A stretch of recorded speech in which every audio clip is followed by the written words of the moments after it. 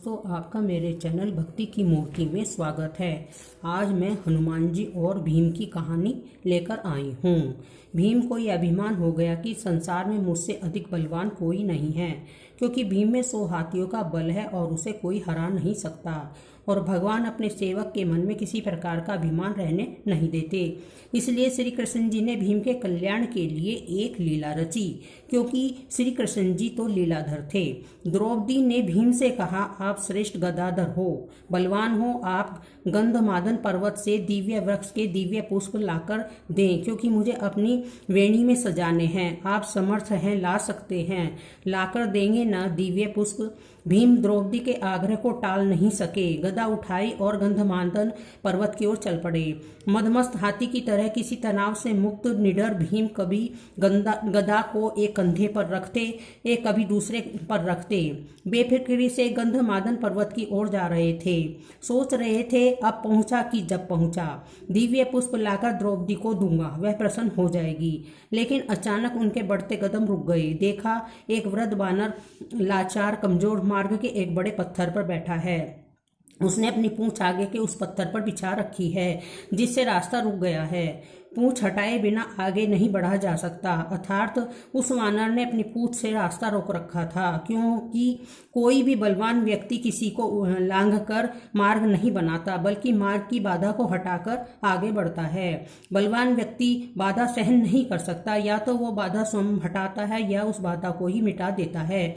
इसलिए भीम रुक गए, क्योंकि जब मद अहंकार शक्ति बढ़ जाती है तो आदमी अपने आप को आकाश को छूता हुआ समझता है, वह किसी को की खातिर में नहीं लाता, और अत्यधिक निरंकुश शक्ति ही व्यक्ति के विनाश का कारण बनती है। लेकिन श्री कृष्ण तो भीम का कल्याण करना चाहते थे, भीम का विनाश नहीं सुधार चाहते थे। भीम ने कहा, ए वानर, अपनी पूंछ को हटाओ, मुझे आगे जाना है। वानर ने देखा, एक बलवान व्यक्ति गदा उठाए, राजसी वस्त्र पहने, मुकुट धारण किए, बड़े रोब के साथ उसे पूंछ हटाने को कह रहा है।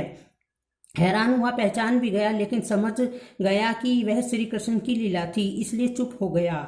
भीम के सवाल का जवाब नहीं दिया। भीम ने फिर कहा, वानर, मैंने कहा कि पूंछ हटाओ, मुझे आगे जाना है, तुम वृद्ध हो इसलिए कुछ नहीं कह रहा।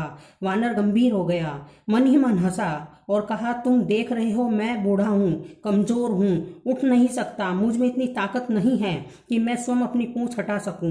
तुम ही कष्ट करो, मेरी पूंछ थोड़ी इधर सरका दो और आगे निकल जाओ। और भीम के ये तेवर कसे, गदा कंधे से हटाई, नीचे रखी और सोचा, इस वानर ने मेरे बल को ललकारा है, आखिर एक पूंछ ही तो है, वह भी एक बूढ़े वानर की। और बोला, ये मामूली सी पूंछ हटाना अभी कोई मुश्किल है?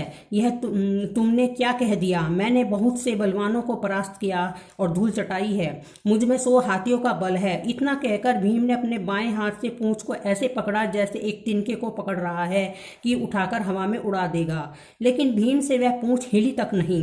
तो वह हैरान हुआ।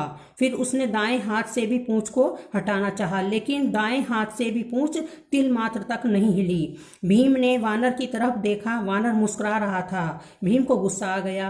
भीम ने दोनों हाथों से भरपूर जोर लगाया, एक पांव को पत्थर पर रखकर आसरा लेकर जोर लगाया। 2-3 बार ऐसा किया, लेकिन हर बार हताश हुआ। जिस पूंछ को भीम ने मामूली और कमजोर वानर की पूंछ समझा था, उसने उसके पसीने छुड़वा दिए और भीम थककर निढाल होकर एक तरफ खड़ा हो गया। सोचने लगा कि यह कोई मामूली वृद्ध वानर नहीं है, यह दिव्य व्यक्ति है और इसकी असीम शक्ति का मैं सामना नहीं कर पाऊंगा।